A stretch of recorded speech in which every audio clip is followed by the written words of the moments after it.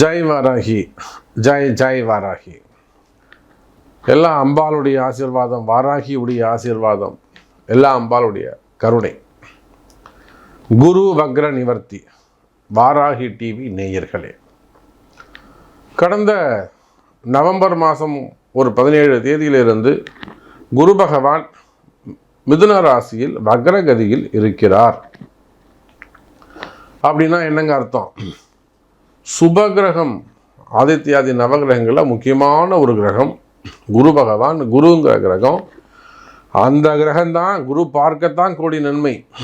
இதேன்னு ஒரு விஷயத்தில் இதேன்னு ஒரு பெரிய கஷ்டமாக இருக்கும், ஒரு பெரிய கண்டமாக கூட இருக்கும். உழுந்து எழுந்து வருவாங்க, ஒரு ஆப்ரேஷன் பொழைச்சி எழுந்து வருவாங்க, இவர் பொழைச்சதே பெரும் கஷ்டங்க அப்படின்ட்டுவாங்க.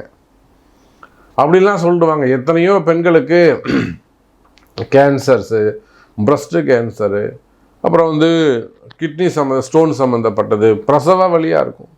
ஆண்களாக இருந்தால் விபத்து, உயிர் போய் உயிர் இருக்கும். கண்டத்துலேருந்து தப்பிச்ச கதையாக இருக்கும். வேலையில் உடம்பு மட்டும் இல்லைங்க, விண்வெளி அவமானங்கள், தலைகுனிவு, அதை விட பெரிய கஷ்ட நஷ்டங்கள், டிரான்சாக்ஷனு, பணம் போய் லாக் ஆகிடுறது, அப்படி இல்லைன்னா பணம் ஏமாறுவது, கொடுத்துட்டு ஏமாறுவது, இல்லைன்னா ஒரு பெரிய குடும்பத்தில் கஷ்டமாக இருக்கலாம், இல்லை பிரிவுகளாக இருக்கலாம், ஒரு ஜாயிண்ட் வெஞ்சராக இருந்திருப்பாங்க, ஆண் பெண் பழக்க வழக்கங்களாக இருக்கும். திடீர்னு பிரிவுனா அந்த பொண்ணும் ஏற்றுக்க முடியாது, இந்த பையனாலையும் தாங்கிக்க முடியாது. செகண்ட் ஒய்ஃபு, வீட்டுக்கு தெரியாமல் இருக்கிறது, காதலர்கள், இது எல்லா துன்பத்துக்கும் காரணம் குரு பகவான் வக்ரகதியில் இருந்தது தான். இப்போ பாருங்க, அந்த குரு பகவான் வக்ர நிவர்த்தி அடைகிறார். எனக்கு எதுவும் நல்லது நடக்கலையே சாமி. நீங்களும் ஒரு பதிவுலையும் சொல்கிறீங்க, இந்த வாட்டியும் உங்களுக்கு நல்லது நடக்க போகுது, சூப்பராக இருக்கும், அப்படி இருக்கும், இப்படி இருக்குங்கிறீங்க. ஆனால் எனக்கு எதுவுமே நடக்கலையே சாமி அப்படின்னு கேட்பீர்களே. ஆனால் அதுக்கு காரணம் இதுதான், குரு பகவான் வக்ரத்தில் இருந்தார். ஸோ இப்போ குரு பகவான் வக்ர நிவர்த்தி அடைகிறார். பங்குனி மாதத்தை பிறந்த உடனே பங்குனி 3ஆம் தேதியே அவர் வக்ர நிவர்த்தி அடைகிறார். இனிமே உங்களுக்கு சூப்பராக இருக்க போகுது. இந்த இருந்த ஒரு தடையும் உங்களுக்கு விலகியது. இதுதான் டாபிக்கு. பிரீஃபாக பார்க்கலாம். 12 ராசிக்கும் வாருங்கள். துலாம் ராசிக்கு 9வது வீட்டில் இருக்கக்கூடிய குரு பகவான். இப்போ துலாம் ராசிக்கு ஜாக்பாட்டுக்கு மேலே ஜாக்பாட், அப்படிதான் சொல்லணும். ஏற்கனவே ஒரு ஜாக்பாட்டு, 6ஆம் இடத்தில் சனி மறைவு, ரோகச்சனி, எதிரிகள் எல்லாம் காலி பண்ணுறோம். எதிரியை கூப்பிட்டு மடியில் உட்கார வச்சுப்பீங்க, எழுதி வச்சுக்கோங்க. நேற்று வரலாம் கத்தியை வச்சுன்னு உட்காந்துருப்பாங்க. எதிரி வந்தான்னா, துலாம் ராசிக்காரன் வந்தான்னா வெட்டிடுவேன் அப்படின்வான். அதே எதிரி இன்னைக்கு உங்கள் கண்ட்ரோலில், உங்கள் வீட்டில் ஒரு தூணில் கட்டி போட்டு ஒரு கிண்ணத்தில் பாறை வச்சுருப்பீங்க. அவன் மாட்ட ஓரமாக இருப்பான். இல்லைன்னா அவனை கூப்பிட்டு மடியில் வச்சுப்பீங்க. நல்லா டே ஒழுங்காக இருக்கணும்னா அப்படி நீங்கள் மிரட்டுவீங்க அவனை. எதிரிங்க உங்கள் கண்ட்ரோலில் வந்துடுவாங்க.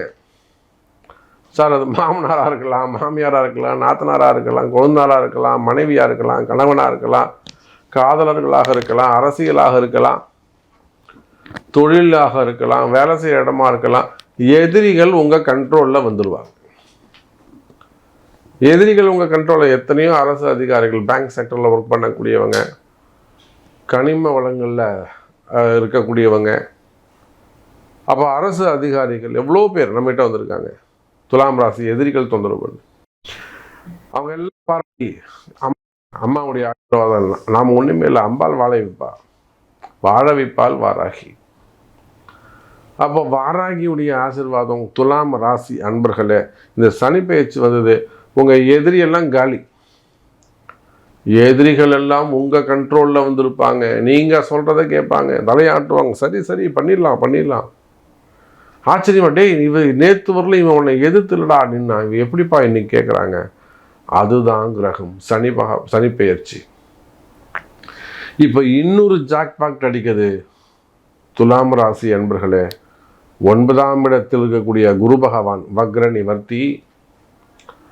துலாம் ராசி அன்பர்களே, உங்களுடைய கஷ்ட நஷ்டங்கள் எனக்கு தான் தெரியும். ஏன்னா நம்ம இடத்துல வரக்கூடிய ஃபோன் கால்ஸு எவ்வளவோ ஒரு குடும்ப பிரச்சனையாக இருக்கும், பெரிய பிஸ்னஸ் ப்ராப்ளமாக இருக்கும். பிஸ்னஸ் ப்ராப்ளம்னா சாதாரணமாக இருக்காது, ஒரு 300 கோடி 800 கோடி ப்ராப்ளமாக இருக்கும். அது சார்ட் அவுட் பண்ண வேண்டியதாக இருக்கும், லோன் அரேஞ்ச்மெண்ட்ஸாக இருக்கும். புரியுதுங்களா? அது மாதிரி பெரிய பெரிய பிரச்சனைகள். அதே போல் அரசியல் தலைவர்கள், இப்போ ஒரு பெரிய அரசியல் தலைவர் இப்போ தான் ஒரு நல்ல இடத்துல உட்காந்துருக்கார் போயிட்டு, அவங்க சொந்த பந்தங்கள்லாம் இப்போ அவருக்கு எதிராக அகைன்ஸ்டாக பண்ணுறாங்க. துலாம் ராசி. அப்போது துலாம் ராசி என்பதிலே உங்களுடைய, நீங்கள் யாராக இருந்தாலும், எந்த மூலையில் நீங்கள் இருந்தாலும், எந்த ஊரில் நீங்கள் இருந்தாலும், துலாம் ராசி என்பர்களே உங்களுடைய கஷ்ட நஷ்டங்கள் என்னன்னு எனக்கு தெரியும், என்னால் கண்டுபிடிக்க முடியும். நீங்கள் நான் இந்த மாதிரி ஒரு பில்டராக இருக்கேன் சார், நான் ரியல் எஸ்டேட் பண்ணுறேன் சார், இதை மட்டும் நீங்கள் சொன்னால் போகிறோம், அவங்க கடந்த காலங்கள் என்னன்னு நானே சொல்லிவிடுவேன். பில்டர்ஸாக இருக்கலாம், கன்ஸ்ட்ரக்ஷனாக இருக்கலாம், அசோசியேட்டடாக இருக்கலாம், ஆர்கிடெக்டாக இருக்கலாம், பெரிய குரூப் ஆஃப் கம்பெனிஸாக இருக்கலாம், கார்ப்பரேட் நிறுவனங்களாக இருக்கலாம், ஸ்டார்ட் அப் பிஸ்னஸாக இருக்கலாம், ஐடி பிஸ்னஸாக இருக்கலாம், ஐடி டெவலப்பர்ஸாக இருக்கலாம், இல்லை ஐடியில் ஒர்க் பண்ணக்கூடியவங்களாக இருக்கலாம். மெயினாக ஸ்டார்ட் அப் பிஸ்னஸ் பண்ணக்கூடியவங்க, ஐடி பிஸ்னஸ் பண்ணக்கூடியவங்க, ஆப் டெவலப்பர்ஸு, அதில் இன்வெஸ்ட் பண்ணியிருக்கக்கூடியவங்க, இன்னும் சொல்லப்போனால் அதில் வரக்கூடிய ஏமாற்றங்கள், அதே போல் எக்ஸ்போர்ட் இம்போர்ட் பிஸ்னஸ் பண்ணக்கூடியவங்க, சினிமா துறையை சார்ந்தவங்க, அரசியல் நண்பர்கள், அரசியல் தலைவர்கள், சினிமா துறையை சார்ந்தவர்கள், ஆன்மீக பெரியோர்கள், திருப்பதி டிடிடி போன்ற இடங்களில் ஒர்க் பண்ணக்கூடியவங்க, ஆன்மீகத்தில் இருக்கக்கூடியவங்க, கோவில்களில் வேலை செய்யக்கூடியவங்க, அதிகாரிகள். அப்போது அரசு அதிகாரிகள், கவர்மெண்ட் ஜாப்பு, பிரைவேட் ஜாப், நீங்கள் யாராக இருந்தாலும் துலாம் ராசி அன்பர்களே, துலாம் ராசி சார் நான் இந்த மாதிரி ஒரு கடை வச்சுருக்கேன், கம்பெனி வச்சுருக்கேன், தியேட்டர் வச்சுருக்கேன், எல்லாம் அவருக்கு மண்டபம் வச்சுருக்கேன், நான் விவசாயம் மட்டும் நீங்கள் சொன்னாலே உங்களுடைய கஷ்டங்கள் என்னன்னு நமக்கு தெரியும். கண்கூட அப்படி கண்ணாடி மாதிரி பார்க்க முடியும். ஒரு பெரிய கருங்கலுக்கு கீழே என்ன இருக்குது, பூமிக்கு கீழே என்ன இருக்குங்கிறது கண்ணாடி மாதிரி தெரியும்.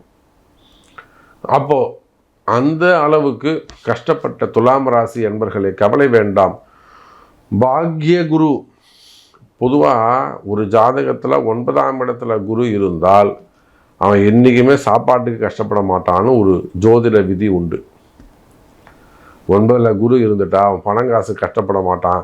என்றைக்காவது ஒரு நாள் அவன் பெரிய ஆளாக வருவான். அவன் அதெல்லாம் அவன் நீ முடிவா, அப்படியோ அவனுக்கு 9ல் குருயா, இன்றைக்கி அவன் கஷ்டப்படுறான்னு நினைக்காத, என்றைக்கா ஒரு நாள் கண்டிப்பாக ஜெயிச்சிருவான், உடனே விட ஒரு படி வசந்து வருவான் அப்படின்னு ஒரு ஜோதிட சொல் உண்டு.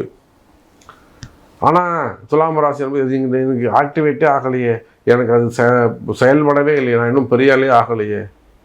கவலை வேண்டாம் துலாம் ராசி என்பர்களே, அந்த நல்ல நேரம்தான் இந்த குரு வக்ர நிவர்த்தி. இன்னும் 3 மாதம்தான் டைமு,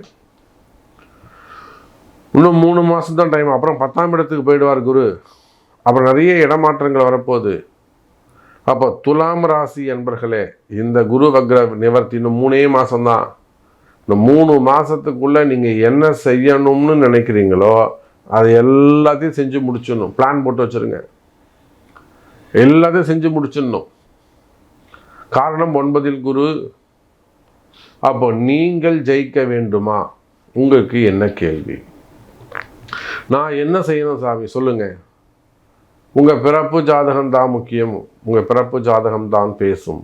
அப்போ உங்கள் பிறப்பு ஜாதகத்தை கொண்டு சாமி எனக்கு இது நடக்கணும், நான் இதுக்கு என்ன செய்யலாம், என்ன மாதிரியான பரிகாரங்கள் செய்யலாம், வழிபாடு செய்யணும் சொல்லுங்கள் அப்படின்னு கேட்டு அறிந்து செய்வீர்களே ஆனால் நிச்சயமாக இந்த 9ஆம் இடத்து குரு பணங்காசுகளை வாரி வழங்கும், நன்மைகள் அதிகரிக்கும், நல்லதே நடக்கும். வாராகி ஆசீர்வாதம்.